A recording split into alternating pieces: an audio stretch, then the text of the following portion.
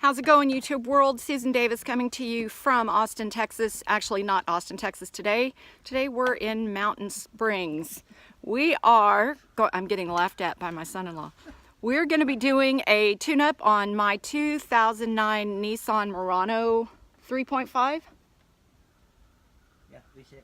V6 3.5. I'm an amateur, can you tell?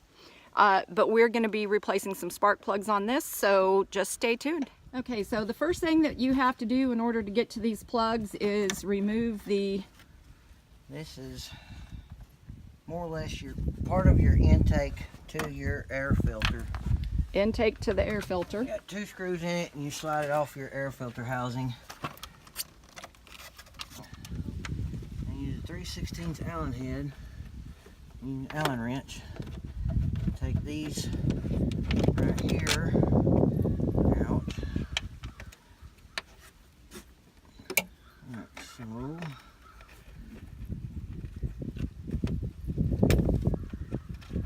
And what size socket did we need for the bolts in the front to remove the shroud? That's a 10mm for, alright, and you'll need one 10mm for this bolt here, and you need, it is a 3/16 Allen head to remove the screws from this. Alright, we're fixed, we got everything unplugged here. We're going to take the coil pack covers off, just like that. That is the coil pack there. You got your middle and number 3. This particular model, you can use a 9/16 deep well socket on a 3/8 ratchet. I've got a 12-inch extension to give some reach. They are pretty stout getting them broke loose, but once you get them broke loose, you can finish unloosening them by hand. Just like that. And one note too, when you go to tighten them back up, don't tighten them down as tight as they was when you loosen them off, or else you will screw up the threads, because this block is aluminum. And if you screw those threads up, you are done for. So we're replacing these with NGK Laser Iridium Premium Spark Plugs. Got these on sale. Always check your online and try to order online, because typically you will get a discount. AutoZone did not have an online discount, but a couple of nice words to the store clerk and end up getting a 10% discount in store. So never hurts to actually ask. I'm going to put some anti-seize on the threads. You don't have to put a whole lot. Also goes back to the simple deal I was talking about a minute ago of your blocks being aluminum, because this does will help prevent, if for some reason you do over tighten them, it will help prevent messing up the threads in the block. Now, that is one spark plug. You want to make sure you hold it evenly and start your threads, because if you cross thread this aluminum block, then you're having to go to a mechanic, because then they have to take everything apart and rethread the whole thread in the block. So make sure it starts easy and she turns easy. Alright, so we've got the spark plugs back in. Now we're going to put the, what are these called? These are they're called the packs. Your core packs. The core packs. And you take and you don't have to put much. You just put your little daub of dielectrical grease inside there for when you slide it back down in your tube where your spark plug is at. Now, you don't have to, but I always basically take and put a daub down in here across your pins, if it'll cooperate with me today, just like that. And that's all you have to do. It helps with your continuity, prevents against corrosion, can make a world of a difference in just one single bad electrical connection. Slide that back down in there, just like so. Then you put your bolt back in, tighten it down, and you can plug her all back up, and that will be your front 3 as soon as you get all them put back in together like that. I'm going to take these vacuum lines here loose, being original and they've never moved. I'm going to take you a pair of needle nose pliers and wiggle where it goes on right there. And these fittings are plastic, so make sure you don't squeeze too tight or break. But to bust your rubber loose from being on there for so long, it helps to wiggle them around till you feel them get loose. Okay, we've got these vacuum lines loose here. Like I said, make sure you do not break these. Now you can put a mark on those if you want to. You can put a couple of dots on one and a line on the other to mark them. Or just remember, your short one is to the inside, your long one goes to the outside like that. You also have an air line on this side, which I have done removed, but it goes here to this metal line right here. Make sure it's less probable of breaking this, but you can bend this metal line. Same process as these two over here. Twist your hose on that until you see it break loose, and then you can pull it off and move it out of the way. Okay, next step is these two electrical connections right here. Take you a flathead screwdriver, push back here at the clip, they slide right off. Pretty straightforward.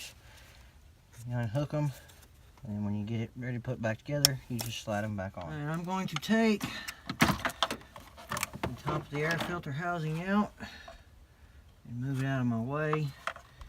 You can unplug. Well, I say I'm going to unplug it. I'm going to unplug the sensor harness from it. Let it freeze that loose. It has a clip there like that. It also has one there. That gives you a little more room, because when you undo your bolts here, the way this is basically going to work is this is going to turn this way to where we can access our spark plugs on the back side of the motor. Alright, we've took your boot. We're going to unloosen it, your 2 clamps. We'll set it over here out of the way. Now you have 2 fuel lines here, number 1 and 2. Now, they're basically kind of, I guess you'd say, self-explanatory. Use a regular pair of pliers, got squeeze clamps on them. All you have to do is disconnect them. They do not cross each other, so when you go to put them back on, straight up to each fitting, and you won't have anything to worry about. Our bolts out up here. Next thing is too, you have 2 hoses back here that come into the top side of this on the back side. Just regular old squeeze clamps, a pair of needle nose pliers, a pair of regular pliers. But you take your clamps off, slide them back on both hoses here and here, and then you'll be able to finish swinging this forward to be able to get at your rear spark plugs. Okay, after taking these hoses loose, you also have, if you'll see, you have this silver encased, it's an insulated line. You have a bracket back here that takes a 13mm socket, and you will take the bolt out, because that bracket bolts it to your cover. Once you have that undone, looks like we're going to add 1 tip to this process real quick. We have this air line right here. You have a vacuum line going to right here. We're going to take this clamp here, as you can see,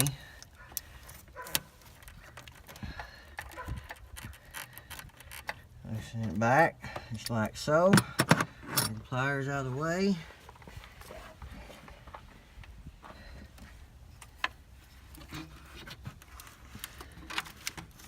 Lift our cover and swing it.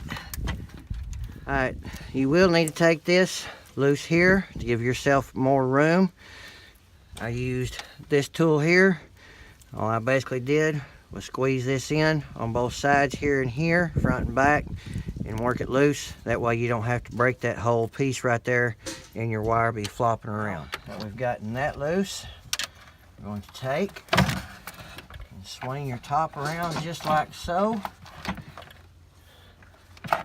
without squeezing your air filter. And right here, as y'all can see, there's your back 3 spark plugs and your coil packs. Be the same process as the front. Unplug your wires, undo your bolts here, take the coil pack off, undo your spark plug, and change them out. Once you move this out of the way, like I said, you got your 3 packs here in the back. Make sure you place you a rag, towel, anything you want to, an old shirt, whatever is convenient, on top of your holes here. That way as you're working, in case the wind is blowing or anything like that, you don't get anything down in the motor and run the risk of dropping a tool even and it going down in the block and then having to tear your motor apart. 13 millimeter bolt that I was talking about a minute ago that you socket for goes in this bracket right here. Don't take this one off because you'll be kicking your own butt. Take this one loose right here. It fits right here into this section right here. Once you take that loose, that's what completely frees this assembly up to where you can swing it out of the way and get at your coil packs back here. One little thing that you can do, if you don't have a magnet handy to pull your spark plugs out of the cylinder, once you get them loose, you can stick your coil pack back down in there, stick it on the spark plug, and pull your spark plug back out and proceed with your changing. So here it is, all put back together. Whole job took us approximately 3 hours. Maybe, no, about 2.5 maybe. 2.5. About 2.5 hours. Figuring everything out. First time process. A lot of it was just, you know, trying to figure out how to actually get everything off the way that it needed to come off. So everything is back together now. All there is left to do is fire this thing up, and hopefully this check engine light system will kick off. I've already had to replace the 2 downstream O2 sensors, or well, catalytic sensors.